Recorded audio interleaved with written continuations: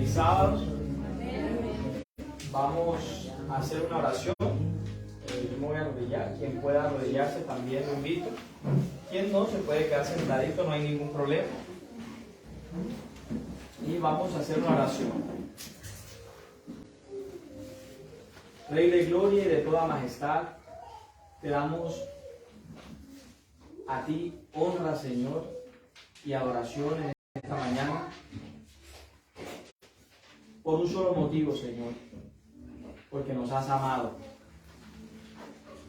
porque nadie más nos amó como tú, porque solamente tú te interesas y te has interesado desde siempre por nuestro bienestar, porque solo tú has estado dispuesto a darlo todo por nosotros. Y por eso nos arrodillamos, Señor. Y queremos aprender a ser leales a ti. Y a ser imitadores tuyos como hijos amados que somos. Restaura nuestras vidas, Señor. Que tu amor siga sanándonos. Que tu amor siga fortaleciéndonos. Que tu amor siga motivándonos a ser obedientes. Que tu amor despierte en nosotros amor hacia ti. Y que la respuesta de ese amor sea fidelidad a tu palabra, sea fidelidad a tus principios, sea fidelidad a nuestros hermanos y a las personas que tienen necesidad en este mundo. Guíanos en el estudio de esta mañana. Suplicamos tu dirección, Espíritu Santo, en la misericordia que hallamos en Cristo nuestro Salvador. Amén.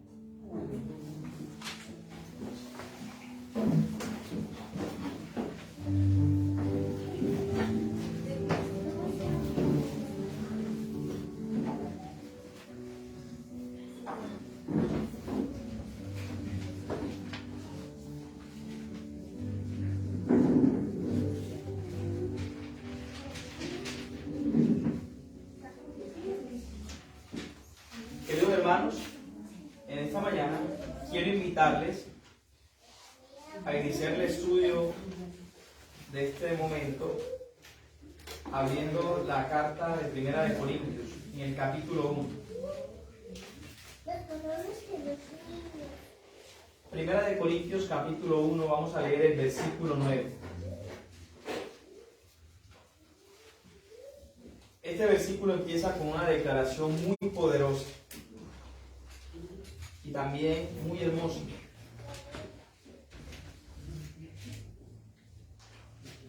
Pablo, quien tenía la intención de invitar a la iglesia de Corintios a permanecer unida en fervor y en acción, les dice en el versículo 9 lo siguiente: fiel es Dios, por el cual fuisteis llamados a la comunión con su Hijo Jesucristo, nuestro Señor.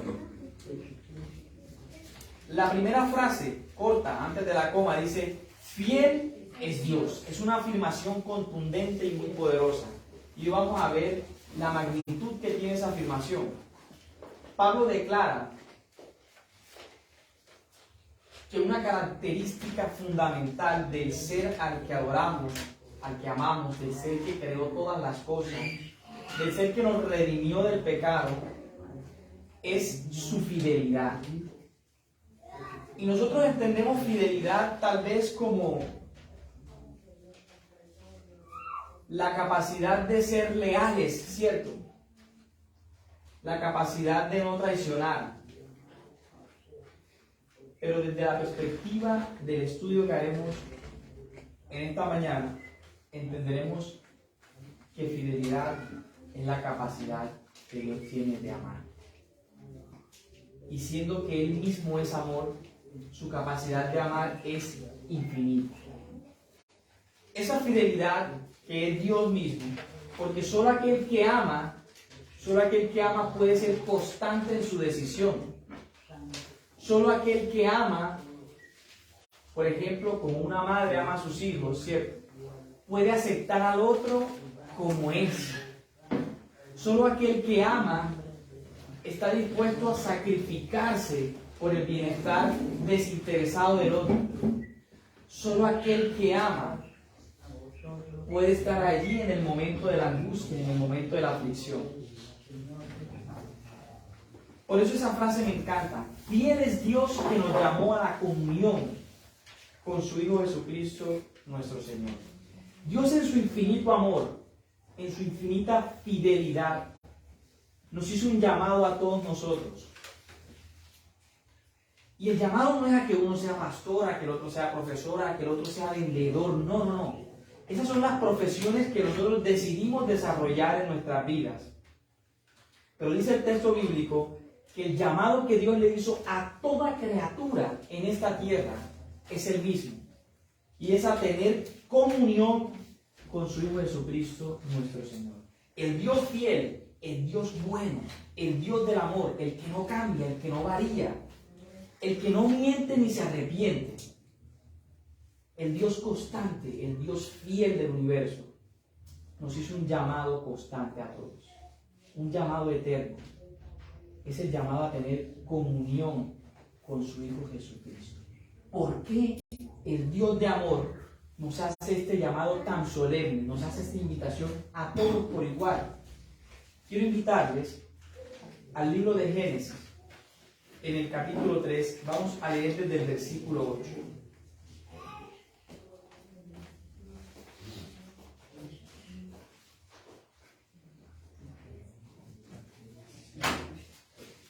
Génesis 3:8.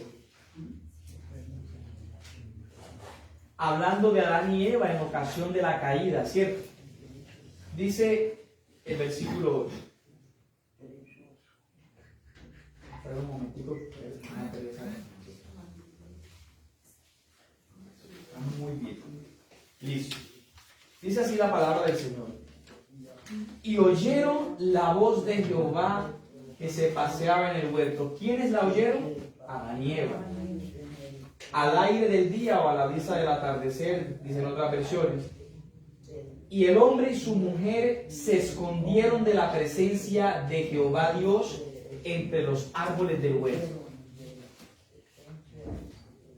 La raza de la humanidad fue creada en perfecta armonía con su Creador. Génesis 1, 26 y 27 declara que cuando la deidad creó al hombre, lo creó en perfecta armonía con él, en semejanza de imagen y carácter de Dios. A imagen de Dios y a semejanza de Dios fuimos creados nosotros los seres humanos. Vivíamos en perfecta armonía con Él. No había discordancia. ¿Existía qué cosa? Comunión. Cuando el hombre recién salió de las manos de su Creador, estaba ¿en qué? Perfecta comunión con la vida, con la fuente de todo. Pero entonces el hombre decidió escuchar la voz de su mujer y la mujer decidió escuchar la voz de la serpiente y fueron engañados, ¿cierto? Y entonces el hombre tomó una decisión: faltar a su lealtad, a su fidelidad para con aquel que lo había creado, ¿cierto? Esa fue la decisión del hombre. La decisión del hombre fue serle infiel a Dios, quien le había pedido que no comiese del árbol. Una pequeña prueba, la más pequeña de todas. Hay predicadores que enseñan que en el árbol del conocimiento del bien y el mal podemos encontrar reflejados los 10 mandamientos. Yo les digo a la luz de la palabra y a la luz de la profeta que no es así. Que el mandamiento que tenía que guardar Adán era uno solo y era muy pequeño. Era no comer. Era no comer del árbol. Solo era un mandamiento y era muy pequeño. Era el más pequeño. Fue probado en lo más poco que el hombre podía ser probado. Y entonces Adán tomó una decisión. Quiero ser infiel a aquel con quien tengo comunión perfecta. Quiero romper la cadena de lealtad que llevo con aquel que me dio la vida. Y fue la decisión que tomó. Entonces se dio cuenta que quedaron desnudos y sintió vergüenza. Tendieron hojas de higuera y se escondieron, ¿cierto? Y es lo que dice el versículo. Anteriormente, cuando Dios venía al huerto y llamaba a Adán y Eva, ¿qué pasaba? Ellos salían alegremente a encontrarse con Él, porque tenían ¿qué cosa? Comunión, unidad, armonía, amistad, una relación fiel, una relación leal, una relación basada en la confianza, en el amor, porque no se habían ni respetado, ¿cierto? Pero después del pecado, Adán le ofreció su obediencia y su lealtad ¿a quién? Al enemigo, a la serpiente que lo engañó. Entonces Adán dijo, voy a desconfiar de Dios, corto mi comunión con Dios y ahora establezco comunión con lo malo. Y establezco relación con lo malo. Y cuando Dios vino a visitar al hombre que ahora estaba en esa condición, ¿cuál fue el primer sentimiento de ellos? Dice que se escondieron. ¿Por qué? Porque tuvieron miedo. Vamos a leerlo. Versículo 9. Dice, mas Jehová llamó al hombre y le dijo, ¿dónde estás tú? Y el versículo 10 dice, y él respondió, oí tu voz en el huerto, ¿y qué tuve? Miedo. Porque estaba desnudo y me escondí. Cuando Adán fue creado por Dios, él tenía un cuerpo normal, pero la gloria de Dios era su vestido, la luz de Dios era su ropa, porque era semejante a Dios. Tenían ¿qué cosa? Unión, comunión, unidad, amistad, una relación fiel. Cuando él cortó eso, esa imagen de luz semejante a la de su creador se fue. ¿Y quedó como? Él no se avergonzaba tanto del acto de que se vieran sus partes nobles. La vergüenza que Adán siente es que su desnudez es la evidencia. Es la evidencia de que ya no tiene comunión perfecta con Dios. La desnudez de su cuerpo revela a él, a su esposa y al Creador que él tomó la decisión de serle infiel a Dios por voluntad propia. La desnudez es el símbolo de que él es infiel. Ya no tiene comunión con su Creador. Tiene comunión con el pecado. Entonces, tuvo miedo. La vergüenza es reconocer que no amamos. ¿Qué es la vergüenza? Reconocer que no amamos. Él se avergonzó de estar desnudo, no porque Dios lo iba a mirar morbosamente, no, sino que Dios iba a ver que él había decidido no amar. La desnudez lo avergonzaba porque era la evidencia de que no amó lo suficiente a su Señor para serle fiel. ¿Estamos entendiendo? Entonces, tuvo temor también, porque dijo, yo no amé. Y como no amé, creo que Dios no me va a amar. Y la sentencia era, si comía del árbol, ¿qué pasaba? Moría. Entonces tuvo miedo.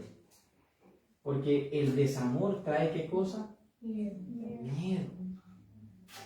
Entonces dijo, si yo no amé, tal vez no me amen y ahora pierda la vida. Venga la sentencia de muerte. Voy a dejarlo allí. Sabemos el resto de la historia. Fiel es Dios quien nos llamó a tener comunión con Jesucristo nuestro Señor. Amén. Porque el hombre, desde el día en que pecó, perdió su conexión perfecta con la vida y fue condenado a la muerte. Y hasta el día de hoy, la raza del ser humano le transmite a sus descendientes la capacidad de morir. Y cada vez vivimos más en el dolor de esta vida. Y aunque tenemos virtudes y cosas buenas, aún por la gracia de Dios, la desgracia de la muerte es una realidad para nosotros. Adán tuvo que mirar a los ojos al Creador y decirle: perdí, te fui infiel. Pero pidió una oportunidad. Una oportunidad de permanecer en el huerto. Dios le dijo: no, deberás salir. ¿Quién fue a buscar a quién? ¿El que no amó? ¿O fue el que amó el que vino a buscar? ¿Quién preguntó: ¿dónde estás? El que amó. El que amó. Porque el que ama es que fiel. Dios sabía que había hecho el hombre. Dios sabía que habían roto el pacto. Pero Dios ama. Y en su amor fue fiel. Y llegó y dijo: ya yo entendí el enredo, no me le eches la culpa a la mujer, no me le eches la culpa a la serpiente. Sí, él vino a traer el problema, pero ustedes pudieron ser leales, no me amaron lo suficiente. No se preocupen, yo soy fiel, yo los amo. Y dio una salida, la prometió. Miren lo que dice el versículo 15. Pondré, ¿qué cosa? Enemistad. Enemistad entre ti y la mujer, entre su simiente y la simiente. Entonces Dios dijo: aunque ahora tienen comunión con lo malo y rompieron la amistad perfecta, el vínculo perfecto que teníamos, yo voy a colocar en sus corazones un poder sobrehumano, un poder que viene de mi parte, un poder que lo llamaron en ese entonces la enemistad contra el mal, contra la simiente de Satanás, contra la obra del pecado. Si algo ha permitido que el ser humano no se desenfrene y se entregue al mal, es que Dios, por su gracia, porque es su gracia, permite que el Espíritu Santo coloque en nuestros corazones un poder que nos convence de pecado, justicia y juicio, y refrena nuestro deseo de maldad y nos detiene, porque Dios no rompió el pacto. Aunque el hombre lo rompió, Dios dijo: yo voy a dar una solución. Primero voy a colocarles la capacidad de hacer lo bueno todavía. Esa enemistad es la capacidad de hacer lo bueno.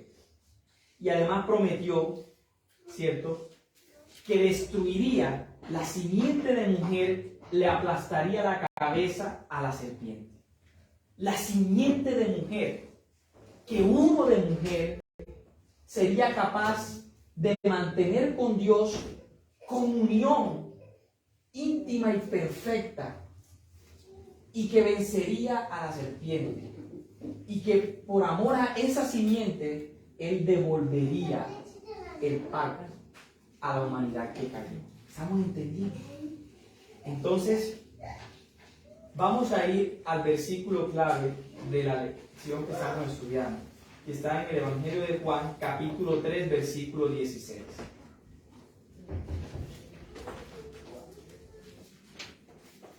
Cuando Satanás creía que tenía dominio absoluto de nosotros, Dios prometió una salida, un vínculo que permitiría que la humanidad recuperara la condición caída.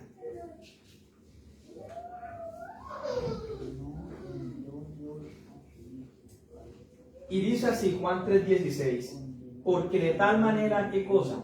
Amó Dios al mundo.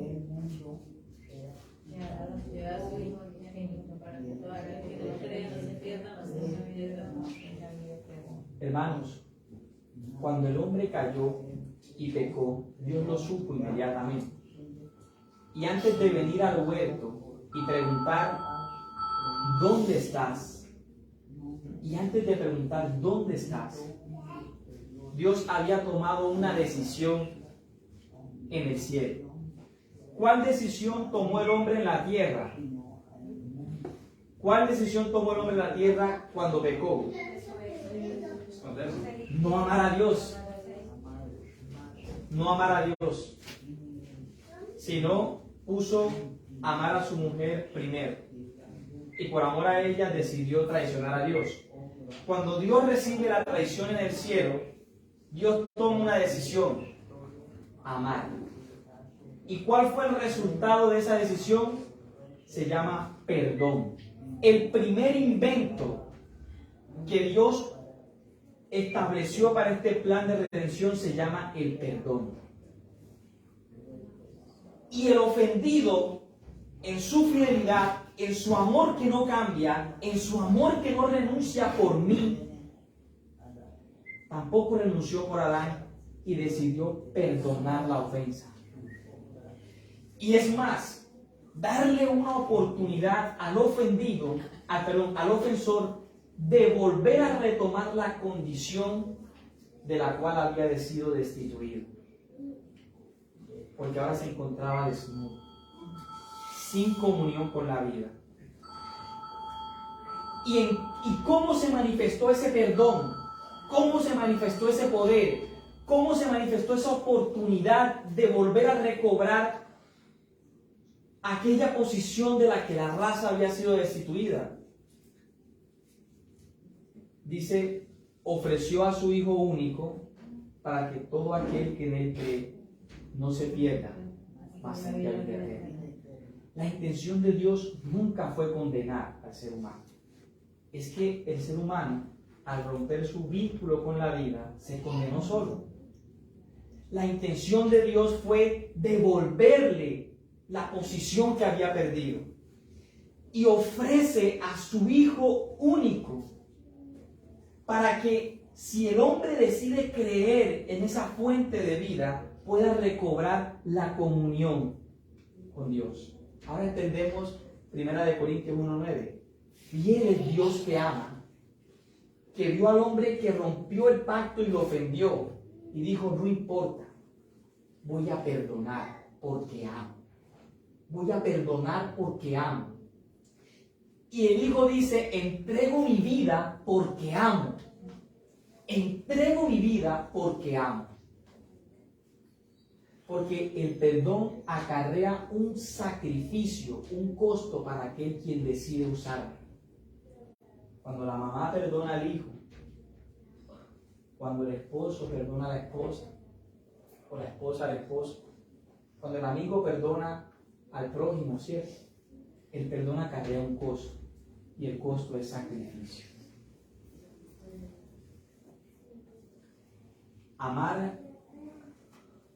Amar requiere del ser humano todas las fuerzas de sus mejores facultades.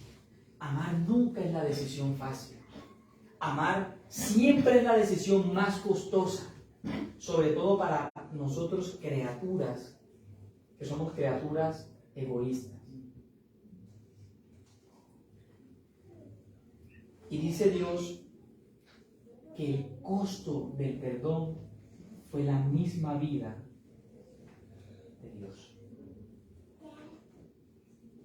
En su fidelidad, Dios ofreció su vida para que tuviéramos comunión con Jesús.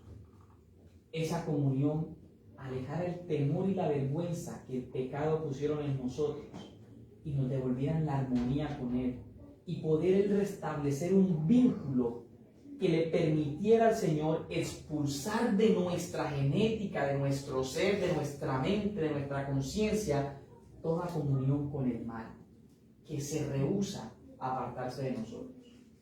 Miren lo que dice 1 Juan, capítulo 4, versículo 18.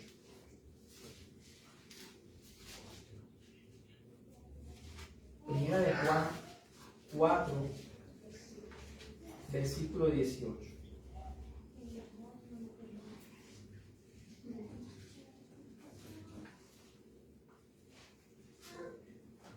Primera de Juan 4, 18. Venga de ahí, hermanito. Aquí está.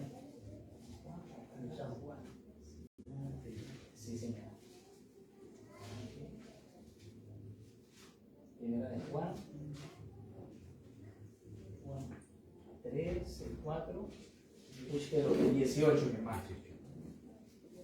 Dice así la palabra del Señor. En el amor no hay qué cosa. No hay temor. No hay temor. Esa frase es demasiado importante en la reflexión que estamos haciendo. Adán había manifestado temor de Dios. Cuando Dios vino, tuvo miedo. ¿Por qué tuvo miedo? Porque no amó. Porque no amó, rompió el vínculo de amor. ¿Cierto? Por eso tuvo temor. Pero Dios, que era el que habían ofendido, llegó y llamó a Adán, y lo llamó con temor o sin temor. Sin temor, porque él había amado. Cuando nuestros actos, nuestras decisiones están motivadas por un amor sincero y desinteresado, nosotros, aunque se haya malinterpretado, aunque las cosas salieran mal, porque nosotros no manejamos las circunstancias, y la persona se haya ofendido, nosotros podemos ir sin temor a donde esa persona y explicarle, ¿cierto? Mira, pasó esto, yo sé que pasó eso y sí, fue por mi culpa, pero mi intención era esta. Yo intenté amar, pero no salieron las cosas bien. Eso ha pasado, ¿cierto? ¿Y uno siente temor cuando va a dar esa explicación? No. Cuando el hijo recibe una instrucción de su papá en la casa y le dice, me haces el favor y primero hacen las tareas y no me prenden el televisor hasta que terminen las tareas. La instrucción fue dada. El papá se va a trabajar y los muchachos se quedaron haciendo la tarea juiciosos y el papá los encuentra viendo televisión, ¿cierto? Cuando el papá abre la puerta, ¿hay temor en los hijos? No. ¿Por qué? Pero lo contrario, se quedaron viendo televisión y no hicieron la tarea. Cuando el papá abre la puerta y llega más temprano de lo que ellos esperaban, ¿hay temor en el corazón de los hijos? Sí. La obediencia está ligada a la fe. Y la fe es amar. La lealtad y la fidelidad son muestras de amor. Dios fue leal al pacto que hizo con nosotros, aunque le costó, porque el perdón le cobró un precio costosísimo, su vida. Imagínense, el ofendido es quien paga el precio, porque quiere sostenerse fiel en su promesa de amarnos. Y ofrece el camino para restituir la comunión, y es imitar a Cristo en la obediencia. Es interesante. Cristo fue ofrecido para que con su sangre tuviéramos oportunidad de perdón, pero nos demanda que creamos en Él, que creamos en Cristo. El versículo dice, de tal manera amó Dios, que dio a su Hijo único, para que todo aquel que crea en Él. Creer implica amar. Creer en Jesús, tener fe en Jesús, es el poder que nos capacita a nosotros para no tener temor al existir, al vivir, al actuar. Cuando usted actúa, así sean los negocios triviales de la vida, en su conversación o en los asuntos espirituales, siguiendo los principios que usted guarda por fe en amor a ese Señor, usted tendrá temor de algo.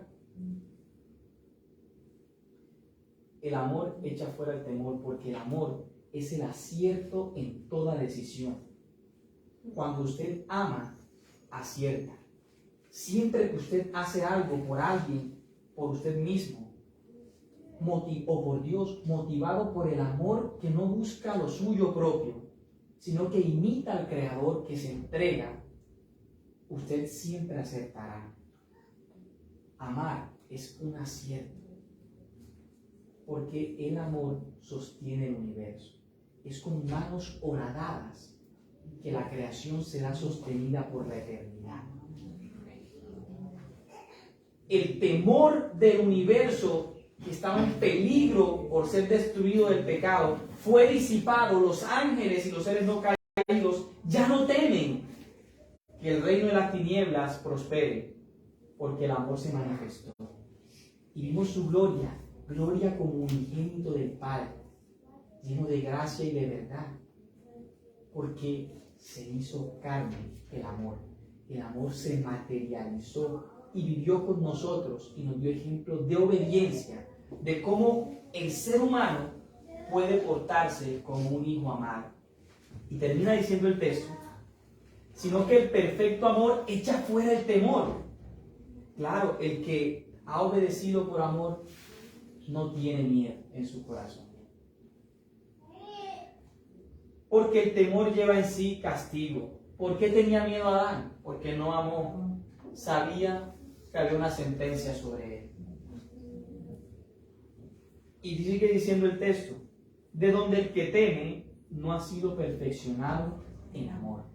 Hermanos, si todavía en nuestros corazones hay temor cuando queremos guardar el sábado, si todavía en nuestros corazones hay temor cuando queremos mejorar nuestros hábitos de salud, alimenticios, a una dieta mejor, si cuando en nuestros corazones todavía hay temor por cambiar nuestra apariencia, nuestra conducta, nuestro diálogo, nuestra forma de hacer negocios, si cuando todavía hay dudas en la promesa, si cuando todavía hay temor en la necesidad, en la enfermedad, en la escasez, es porque nuestra fidelidad a Dios, nuestra lealtad a Dios, todavía no es propia de aquel que se ha dejado amar. Todavía nos hace falta hacer ajustes en nuestra devoción, en nuestra entrega. Todavía no lo hemos conocido plenamente. Todos los días tenemos oportunidades de ser leales a Dios. Cada decisión que tomamos es una decisión que podemos tomar basada en la lealtad a sus principios o a los de este mundo. Y sabemos que a veces tomamos decisiones para complacer a otros, para complacernos a nosotros, por temor, porque sabemos que el mundo nos ofrece desamor. Y como nos rechaza el mundo, queremos congraciar con él y accedemos a sus peticiones. Eso demuestra que todavía nuestro pacto con Dios no es sólido.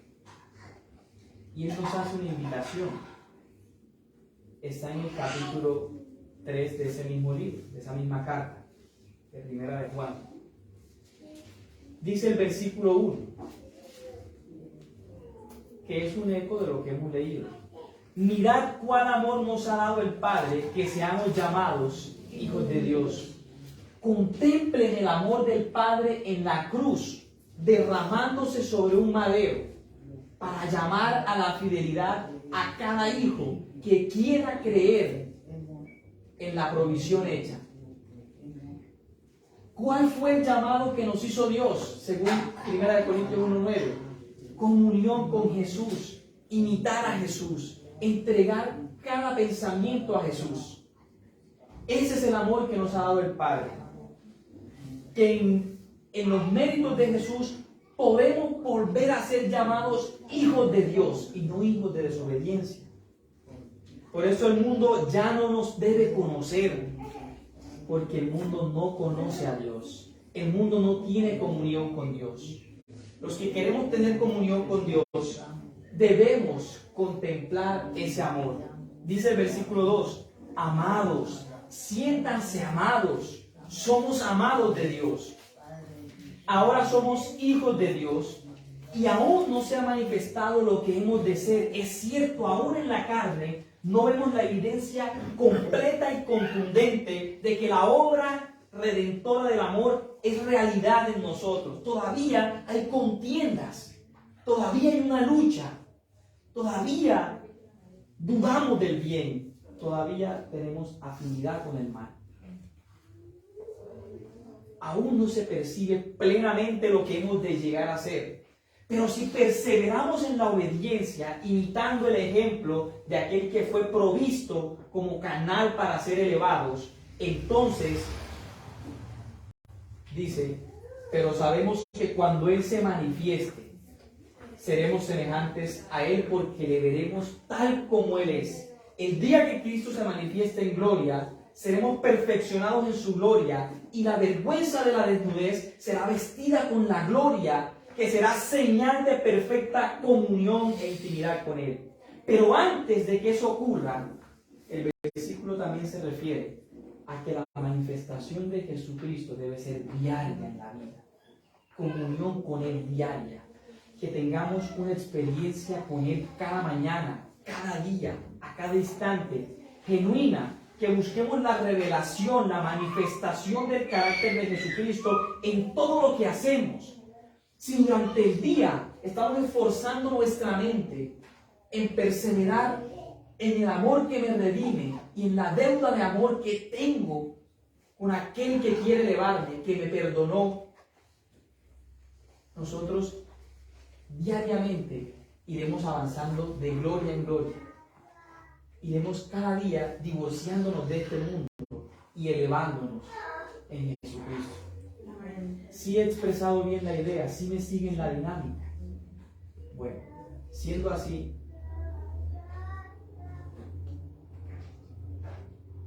dice el versículo 3, y todo aquel que tiene esta esperanza, ¿cuál esperanza? La de ser restaurado plenamente, ¿cierto? Dice, se purifica a sí mismo como Él es, se purifica a sí mismo como Él es puro. Solo hay una forma de purificarnos, hermanos, y es abandonar nuestras obras para tomarlas de Jesús. Abandonar nuestras obras para tomarlas de Jesús.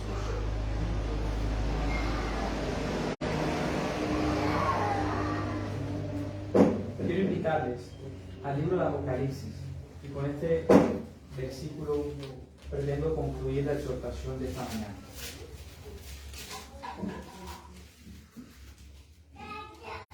Apocalipsis 22.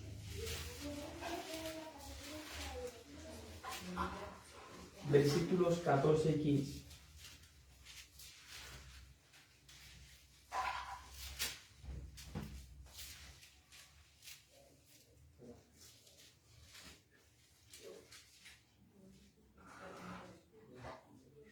La hermana Teresa lo encontró primero que yo. Perfecto. Dice así la palabra: bienaventurados, gozosos, dichosos, bienaventurados los que lavan sus ropas para tener derecho al árbol de la vida. Bienaventurados los que aceptan ese amor fiel que perdona por todas las edades y aceptan tener comunión con Jesucristo para vida eterna. Bienaventurados aquellos que aceptan el sacrificio del Padre y del Hijo, que se ofrendaron en una cruz para que todo aquel que en ellos crea, ¿qué cosa? Tenga vida eterna. Lavar las ropas es literalmente quitar nuestras obras como si fuera una camisa vieja y vestirnos de una ropa nueva. Quitémonos la vergüenza de la humanidad caída, las obras de desamor hacia Dios. Adán desobedeció porque no amó a Dios, ¿cierto? Cristo obedeció siempre a Dios, por eso ofrece vestiduras blancas, limpias. Cada vez que sientan deseos de desobedecer a Dios, oren y esfuércense por ser leales. En ese esfuerzo hay grande ayuda y recompensa de parte del cielo. Nunca podremos tomar la decisión de amar en lealtad a nuestro Señor sin un precio para el yo, sin un precio para la carne, sin un costo en esta vida terrenal. Siempre que damos un paso para acercarnos a Dios, cuesta un costoso sacrificio en esta tierra. Por eso dice el texto: bienaventurados los que como su Señor lo entregan todo por Él. Bienaventurados los que lavan la ropa, los que limpian sus obras, las obras de sus manos, los que contemplan sus ojos, los que consumen sus sentidos, el deseo de su corazón, porque ellos lo hacen para tener acceso al árbol de la vida, para entrar por las puertas de la ciudad. Mas los perros estarán fuera. los hechiceros, los fornicarios, los homicidas, los idólatras.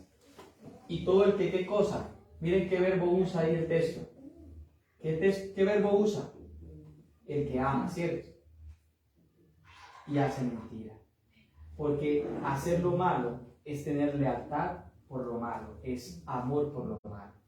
Lavar las vestiduras es cambiar mis afectos. Dejo de amar lo malo para amar lo bueno, como Adán dejó de amar al bueno para amar al malo. Es invertir el proceso. No podemos elevarnos de este mundo si seguimos contemplando y anhelando las cosas de esta vida. Necesitamos ponernos una meta superior, más elevada, más pura. ¿Cuál es? Contemplar a Cristo cada día, en todo, en su palabra y en el servicio a nuestro prójimo. Efesios 5, 1 y 2, y con eso concluimos, mis hermanos.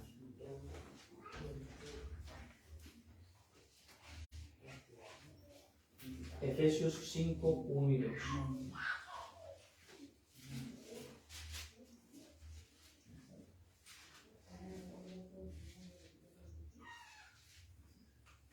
Sed pues imitadores de Dios como hijos amados, y andad en amor, como también Cristo nos amó y se entregó a sí mismo por nosotros, ofrenda y sacrificio a Dios en olor fragante. Esa es la comunión a la que fuimos llamados desde los confines de la eternidad. Dios nos dice, sed pues imitadores de Dios como hijos amados. Dios dice, es que yo los amo a ustedes y les he dado evidencia de mi amor. No tienen por qué desobedecerme, ni temerme, porque yo los quiero mucho. ¿Cómo voy a maltratar a los que yo quiero? Mis reglas, mis principios, mis leyes para gobernarlos son buenas. Son suaves porque tienen como propósito amarles. Sean pues imitadores de Dios como un hijo amado, porque son hijos amados. Y anden en amor, como también Cristo nos amó, nos dio ejemplo y se entregó a sí mismo por nosotros, ofrenda y sacrificio de olor fragante. No amemos más este mundo. Es más, les invito a odiar todo lo que sea malo. Detesten todo lo que sea malo, todo lo que esté ligado al mal. Rechácenlo en sus vidas. Cristo fue elevado a la posición de Dios, dice el libro de Hebreos, porque amó la justicia y aborreció la maldad. Somos imitadores en amor de Cristo. Amemos lo bueno, amemos el servicio, el compartir, la sencillez, las bondades de la buena palabra, para que sane nuestra vida en obediencia y nos alejemos de este mundo. Seamos imitadores de Dios como hijos amados, como Cristo lo fue, y así nuestras vidas serán una ofrenda fragante al Señor. Lavará nuestra vergüenza y nos vestirá con su gloria. Tendremos acceso al árbol de la vida y disfrutaremos de nuevo por la eternidad la comunión perfecta con aquel que es fiel y nos amó desde siempre y sostuvo comunión con la humanidad en su Hijo Jesucristo, en carne y en gloria. Amén. Vamos a ponernos de rodillas para hacer una oración.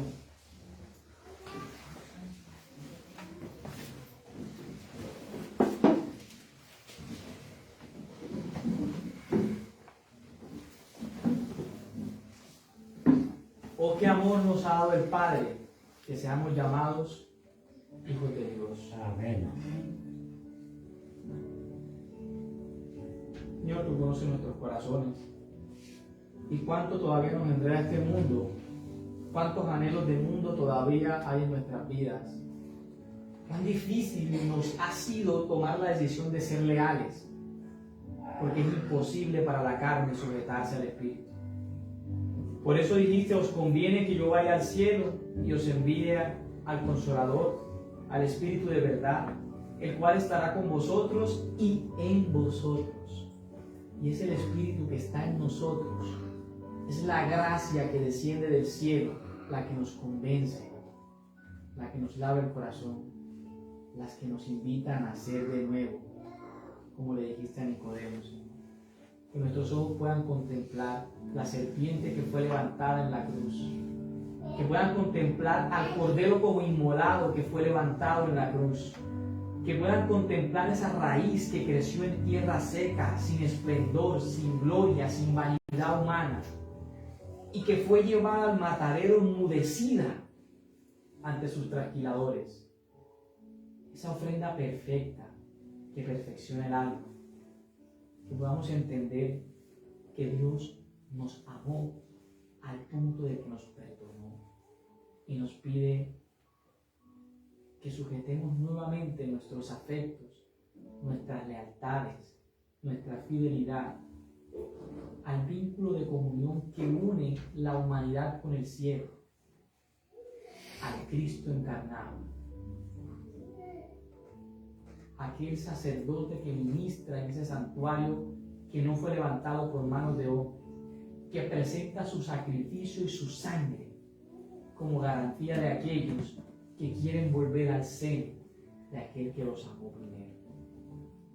Señor, despierta en nuestros corazones un verdadero sentir de lealtad limpia, de fe agradecida, de fe que quiero obedecer no para cumplir, sino por gratitud, Señor. Cuán diferente sería nuestras vidas si entendiéramos cuánto nos amas. Ayúdanos a divorciarnos de Satanás, de este mundo, Señor. Ayúdanos a servir a nuestro prójimo, a compartir, sin permitir que nos hagan daño. Eso está claro en tu palabra también. Pero a servir como tú serviste, con disposición, con entrega, con buena voluntad, Señor. Para que aprendamos a ser como tú, obediente y perfecto en los caminos de tu Padre. Enséñanos a ser imitadores de Cristo como hijos amados y a ver la manifestación de tu gloria cada día, cada mañana, Señor, de rodillas, para recibir la unción de tu Espíritu que nos transforme y nos eleve destacar. Y laves nuestras vestiduras, Señor, y podamos cantar gozosos a ti en aquel dichoso día. Este es nuestro Dios, le hemos esperado y Él nos salvará. Que los ancianos sentados en los tronos puedan decir de nosotros, los que estamos aquí, ¿y quiénes son estos que tienen palmas, que han salido de la gran tribulación y que tienen vestiduras blancas? A los que lavaron sus ropas en la sangre del Cordero. Ayúdanos, Señor, a que ese ideal sea la esperanza que mueva nuestro palpitar diario. En el nombre de Cristo suplicamos esta misericordia. Amén. Hermanos, Dios nos bendiga y nos ayude en este esfuerzo de imitarle a Él en obediencia y en amor. Gracias a todos por su compañía.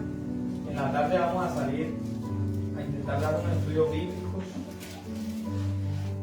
Vamos a contactar a las personas a ver si pueden recibir, y los que quieran de pronto acompañarnos, pues están bienvenidos. Bueno, quedan despedidos, hermanos. Dios nos bendiga. Amén. Y un resto de feliz sábado.